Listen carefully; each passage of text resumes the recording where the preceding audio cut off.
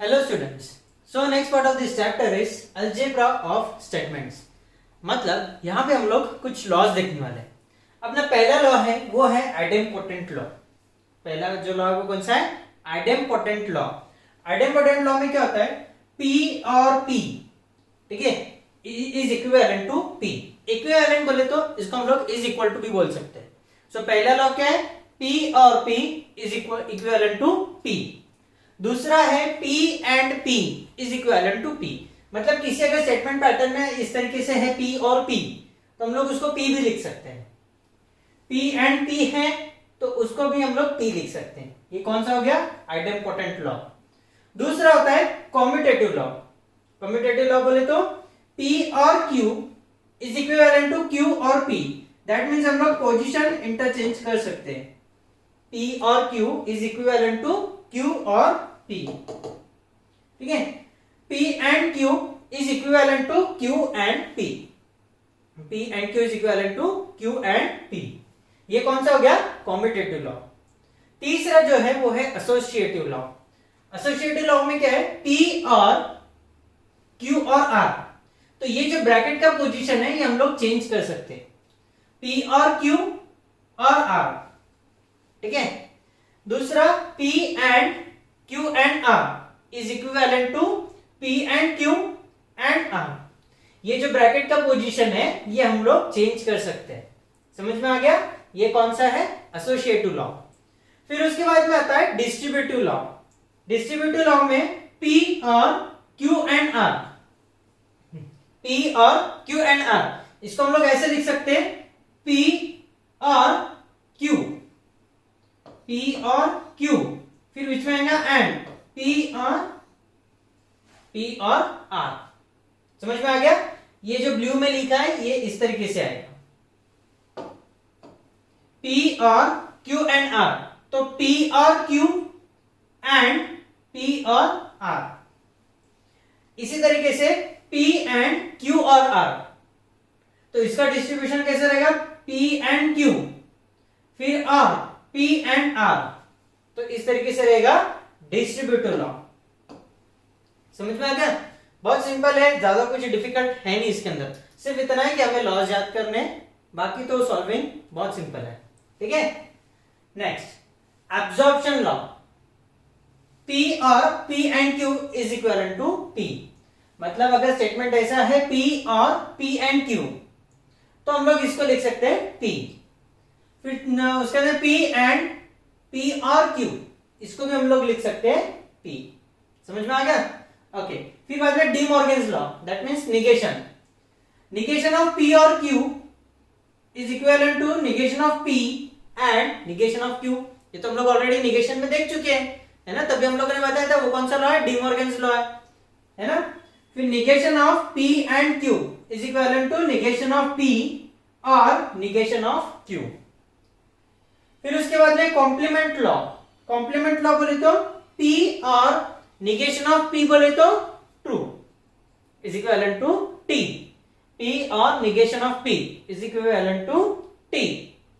फिर उसके बाद में आएगा P and negation of P is equivalent to F. समझ में आ गया? Okay. So what you have to do is अपने रजिस्टर में ये सारे लॉ तुम्हें लिखते हुए चलना है. ठीक है, साथों साथ लिखते हुए चलो. सो दैट क्या होगा? बेटर अंडरस्टैंडिंग होगा. ठीक है, ये हो गया complement law. Next one is involution law. Negation of P is equivalent to P. ये भी हम लोग ऑलरेडी देख चुके हैं. फिर उसके बाद में negation of T equivalent to F. ये भी हमें पता है.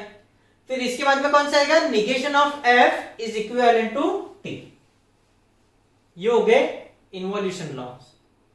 ठीक है. अब next one is identity laws. P और F is equivalent to P. हाँ, ये कैसा है? अगर P और F is equivalent to P, अगर P का वैल्यू ट्रू है रखा हम लोगों ने तो ट्रू और F ये क्या रहेगा? और का कंडीशन क्या है? जब दोनों फॉल्स रहेंगे तभी फॉल्स रहता है, अदरवाइज क्या रहता है? ट्रू रहता है ना? तो अगर ये ट्रू है तो इसका वैल्यू ट्रू है. अगर ये F है तो इसका वैल्यू F आएगा. तो दैट मीन्स इसका वैल्यू किस पे डिपेंड कर रहा है, P के वैल्यूज पे, इसलिए यहां पे आ गया P। ठीक है, फिर उसके बाद में P and F is equivalent to F, P and F is equivalent to F। अगर P का वैल्यू ट्रू है, ट्रू एंड F है ना, ट्रू एंड F, तो ये क्या रहेगा, ये क्या रहेगा, फॉल्स, है ना। एंड के कंडीशन में दोनों ट्रू रहे तो ही वैल्यू ट्रू आती। अब एक भी फॉल्स आ गया तो आंसर क्या आएगा, फॉल्स आएगा। इसीलिए P and F is equivalent to F। ठीक है, फिर उसके बाद में और की कंडीशन क्या है, जब दोनों फॉल्स रहेंगे F और F तब भी वैल्यू F आएगा, है ना। लेकिन वैल्यू ट्रू कब आएगा, जब इनमें से कोई तो भी एक वैल्यू ट्रू है। ये ऑलरेडी ट्रू हमें गिवन है ना, तो P की वैल्यू ट्रू रहो या फॉल्स रहो, वो हमेशा ट्रू ही आना है। समझ में आ गया। And the last one is P and T is equivalent to P, P and T is equivalent to P। अगर P का वैल्यू ट्रू है, ट्रू एंड ट्रू, तो ये क्या रहेगा, ट्रू रहेगा। एंड में अगर दोनों ट्रू है तो ही ट्रू आएगा, अदरवाइज फॉल्स आएगा। अगर P का वैल्यू फॉल्स है, फॉल्स एंड ट्रू, तो ये क्या रहेगा, फॉल्स रहेगा। दैट मीन्स जब वैल्यू ट्रू है तभी हमें ट्रू मिल रहा है, जब वैल्यू फॉल्स है हमें तब वैल्यू हमें फॉल्स मिल रहा है। तो इसका वैल्यू डिपेंड करता है किस पे, P पे, है ना। तो इसीलिए P। समझ में आ गया, very good. Next one is conditional loss. P implies Q, ठीक है, is equal to it's contrapositive. Contrapositive बोले तो negation of Q implies negation of P। अब ये जो वैल्यू है ये मैं तुम्हें प्रूफ करके बताऊंगा। अब अगर मैंने इसका निगेशन लिया, negation of P implies Q, तो ये क्या रहेगा, P and not Q, P and not Q, ये हो गया इसका निगेशन। अब ये निगेशन हटाने के लिए मुझे क्या करना पड़ेगा, और एक निगेशन लेना पड़ेगा। तो क्या रहेगा, negation of P implies Q is equal to negation of P and not Q। ठीक है, निगेशन ऑफ निगेशन मतलब स्टेटमेंट इटसेल्फ, तो वो क्या रहेगा, P implies Q is equal to negation of conjunction. Negation of conjunction, तो ये क्या रहेगा, निगेशन ऑफ P और निगेशन ऑफ दिस टर्म, तो वो क्या रहेगा, निगेशन ऑफ Q। तो ये क्या रहेगा, निगेशन ऑफ P और Q, negation of negation cancel, तो Q। सो P इंप्लाइज Q, इसका वैल्यू क्या हो गया, नॉट P और Q। है कि नहीं। क्या किया हम लोगों ने, P इंप्लाइज Q का निगेशन लिया, वो वैल्यू आता है P एंड नॉट Q। हमें वैल्यू निकालना है P इंप्लाइज Q का, तो हमें ये निगेशन हटाने के लिए क्या करना पड़ेगा, और एक निगेशन लेना पड़ेगा। और एक निगेशन ले लिया तो फिर ये वैल्यू हट जाएगा। यहां पे क्या हो जाएगा, फिर negation of conjunction, negation of conjunction, तो ये वैल्यू हम लोगों ने सॉल्व कर लिया, तो उसमें से मिला हमें निगेशन ऑफ P और Q।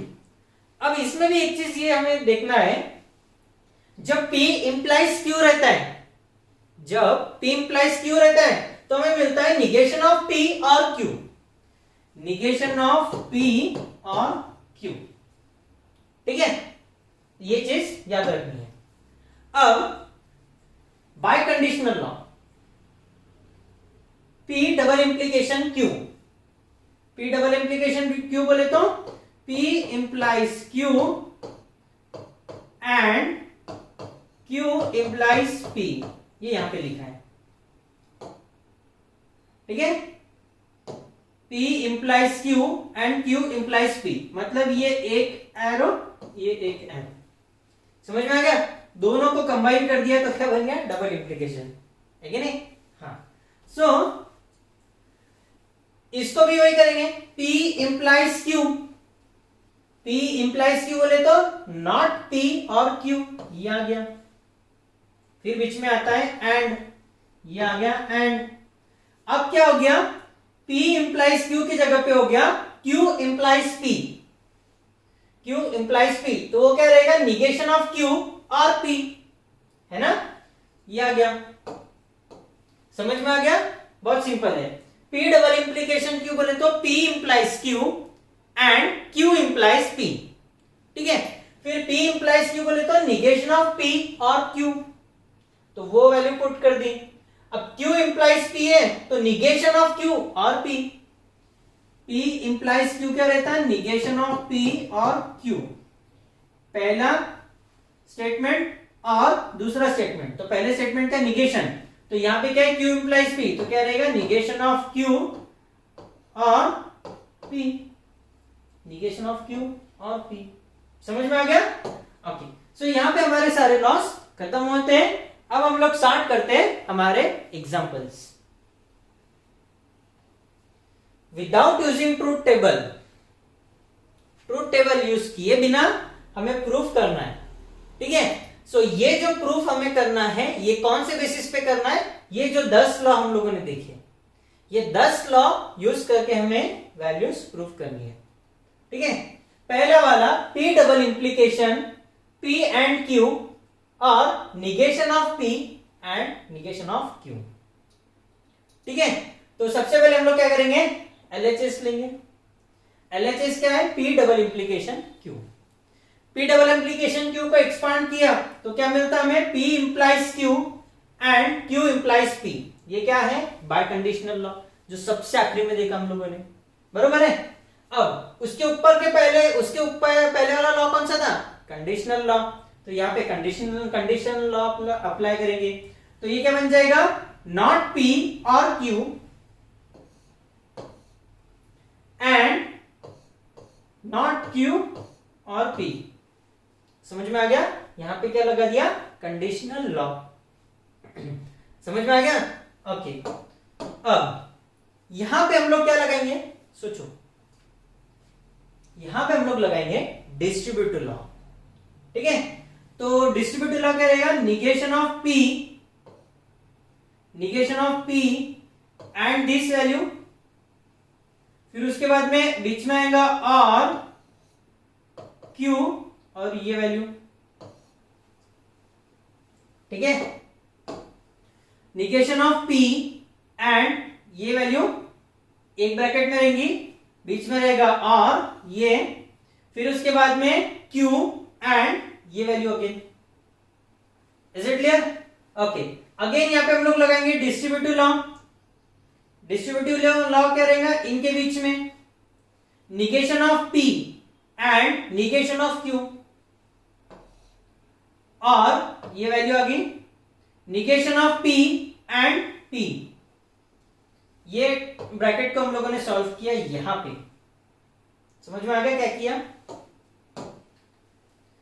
Negation of P and negation of Q जो कि एक ब्रैकेट में, फिर बीच में लेंगे हम लोग ये और, फिर बाद में आएगा again negation of P and negation of Q, sorry ये वाला, ठीक है। इसी तरीके से हम लोग क्या करेंगे, ये वाला ब्रैकेट भी सॉल्व करेंगे, डिस्ट्रीब्यूटिव लॉ लगाएंगे यहाँ पे, ओके। अब हम लोगों ने देखा था negation of P and P, इसका वैल्यू आता है F। कौन सा लॉ है, कॉम्प्लीमेंट लॉ है। Q एंड नॉट Q, इसका वैल्यू आता है F। ये कहां से आया, कॉम्प्लीमेंट लॉस। बाकी सारे as it is, negation of P and negation of Q और F, फिर उसके बाद में और ये value Q and not Q बोले तो बन गया F, और उसके बाद में क्या आएगा, और यहां पे आ गया, फिर ये Q एंड P, तो ये Q and P as it is. समझ में आया, ओके। सो ये हो गया। अब उसके बाद में और का कंडीशन हम लोगों ने देखा था, ठीक है। तो आइडेंटिटी लॉ के हिसाब से और वाले देखा था हम लोगों ने, इसका वैल्यू और F ये किस पे डिपेंड करता है, सिर्फ इस पे, तो ये आ गया M, ठीक है। फिर उसके अंदर और F और दिस वैल्यू, इसका वैल्यू किस पे डिपेंड करता है, इस पे, तो ये आ गया यहां पे, ठीक है। हाँ, तो ये कौन सा हो गया, आइडेंटिटी लॉ हो गया। फिर उसके बाद में वही एज इट इज हम लोगों ने लिखा, फिर कम्यूटेटिव लॉ अप्लाई किया, ये वाले टर्म को यहां पे लिखी गए, ये वाले टर्म को यहां पे लिखी गए। ये कौन सा लॉ है, कम्यूटेटिव लॉ, और यही क्या है, निगेशन ऑफ कम्यूटेटिव लॉ लगा दिया, और यही क्या है हमारा आरएचएस है, ठीक है। यही क्या है हमारा आरएचएस है, प्रूफ कर दिया हम लोगों ने। सिंपल है, कुछ डिफिकल्ट नहीं है, सिर्फ इतना है कि हमें ये 10 लॉ याद रखने पड़ेंगे। 10 लॉ कहां पे कौन सा लॉ अप्लाई करना है ये भी हमें याद रखना पड़ेगा, ठीक है।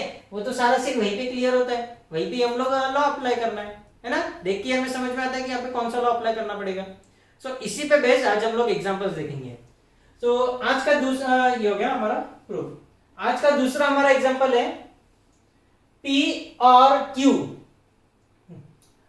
ठीक है। दूसरे ब्रैकेट में P और नॉट Q, ये पूरा इज इक्विवेलेंट टू P, ये हमें प्रूफ करना है। अब LHS में देखो, है ना, तो ये हमें क्या करना है, यहां पे डिस्ट्रीब्यूटिव लॉ को रिवर्स में जाना है। हमारे पास में वैल्यू गिवन रहती थी, फिर हम लोग डिस्ट्रीब्यूटिव लॉ अप्लाई करते थे। अब हमें इसका रिवर्स जाना है, इस पे से हम लोग को डिस्ट्रीब्यूटिव लॉ लिखना है। तो ये क्या रहेगा, P और ब्रैकेट में Q and not Q, distributive law opposite में गए, ठीक है। एक्चुअली देखिए क्या रहता, P और Q एंड नॉट Q, इसका डिस्ट्रीब्यूटिव लॉ क्या रहता, P और Q एंड दूसरे ब्रैकेट में P और नॉट Q, यही हमारा गिवन है। समझ में आया कि नहीं है। तो ये कि हम लोगों ने डिस्ट्रीब्यूटिव लॉ को अपोजिट रिवर्स लेके गए, यहां तक आ गया। यहां पे देखो Q एंड नॉट Q बोले तो F, ये क्या है, कॉम्प्लीमेंट लॉ है, वो क्या है, कॉम्प्लीमेंट लॉ है, ठीक है। अब और का कंडीशन क्या है, जब P और F, जब P का वैल्यू ट्रू रहेगा तो वैल्यू क्या रहेगा, ट्रू रहेगा। जब P का वैल्यू F रहेगा तो वैल्यू क्या रहेगा, F रहेगा। दैट मीन्स इसका वैल्यू किस पे डिपेंड कर रहा है, सिर्फ और सिर्फ P पे, तो इसको हम लोग लिख सकते हैं P, आइडेंटिटी लॉ, ठीक है। तो यही बन गया हमारा RHS। हाँ कि नहीं था, सिंपल। क्या किया, सबसे पहले डिस्ट्रीब्यूटिव लॉ को रिवर्स लिखा, फिर उसके बाद में कॉम्प्लीमेंट लॉ लगा, फिर आइडेंटिटी लॉ लगाया, सिंपल है कि नहीं। ओके, सो जब तक ये प्रॉब्लम्स तुम खुद से सॉल्व नहीं करोगे तब तक ये चीजें समझ में आने वाली नहीं है। So what you have to do is, तुम्हें खुद से सारी चीजें सॉल्व करके देखनी है, तभी जाके तुम्हें पता चलेगा कि कौन सा लॉ कब लगाना है, कैसे लगाना है, तभी जाके हमारा प्रॉपरली सॉल्व होगा। समझ में आया। ओके, सो नेक्स्ट एग्जांपल, हाँ ये लंबा चौड़ा दिख रहा है बाबा, है ना। P एंड Q और negation of P and Q और P एंड नॉट Q, इतना सारा है और इक्विवेलेंट हमें क्या प्रूफ करना है, P और Q।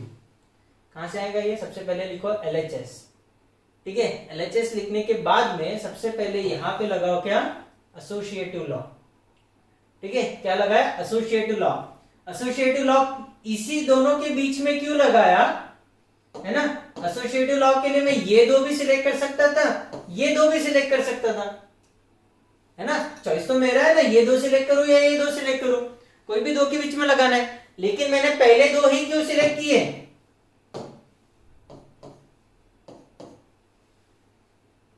ठीक है। एंड क्यू सेम है, इसीलिए यहां पे लगा दिया ब्रैकेट।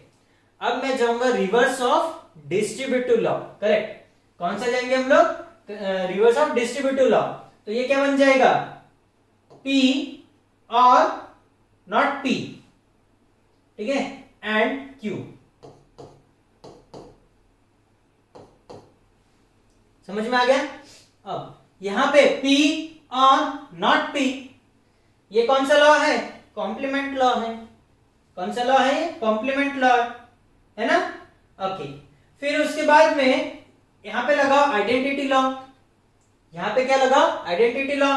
आइडेंटिटी लॉ लगाने के बाद में T एंड Q, इसका वैल्यू डिपेंड करता है किस पे, Q पे। अगर Q का वैल्यू ट्रू है तो ही ट्रू आएगा, Q का वैल्यू F है तो F आएगा, है ना। तो ये क्या हो गया, Q और P एंड नॉट Q।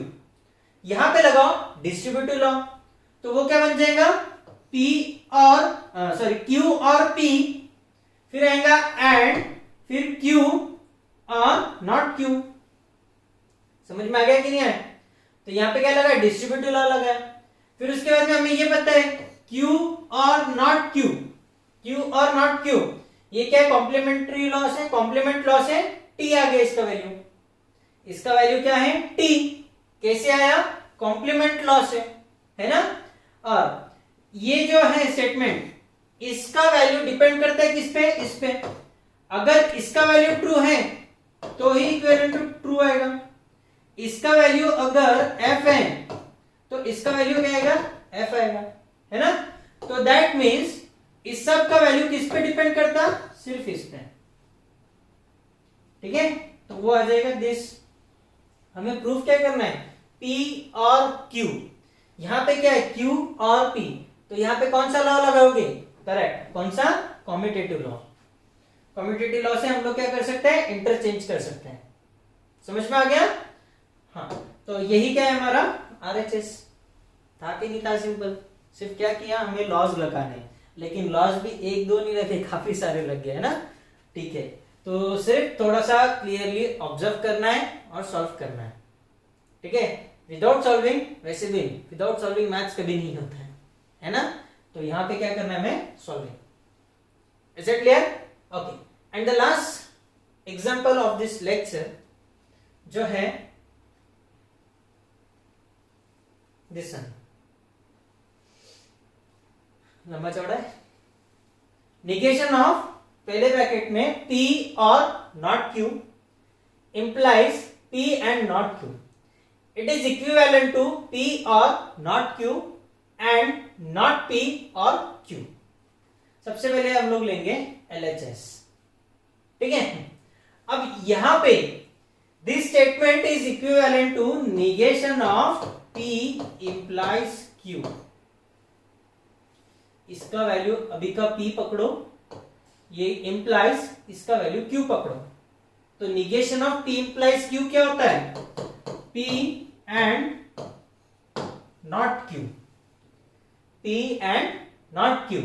तो इसका वैल्यू क्या रहेगा, this bracket and negation of this bracket, this bracket and negation of this bracket. समझ में आ गया।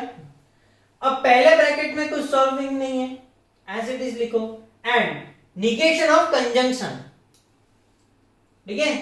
P एंड Q, इसका निगेशन क्या है, नॉट P और नॉट Q। तो इसका सॉल्विंग क्या रहेगा, negation of P and negation of Q is equal to not P और निगेशन ऑफ दिस,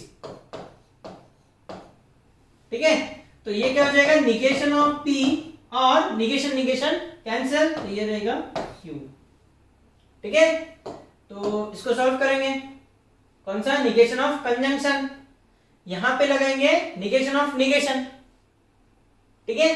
तो यही हमें प्रूव करना था, P और not Q and not P और Q। समझ में आ गया, यही है हमारा RHS। Is it clear. So यहां पे हमारे आज के एग्जांपल्स कंप्लीट होते हैं। सिर्फ साइड बाय साइड कंटिन्यूअसली तुम सॉल्व करते चलो, जिससे क्या होगा, हमारे कंसेप्ट्स क्लियर हो गए, कौन सा लॉ किस तरीके से लगाना है ना। ओके, सो रिमेनिंग पार्ट हम लोग देखते हैं नेक्स्ट लेक्चर में।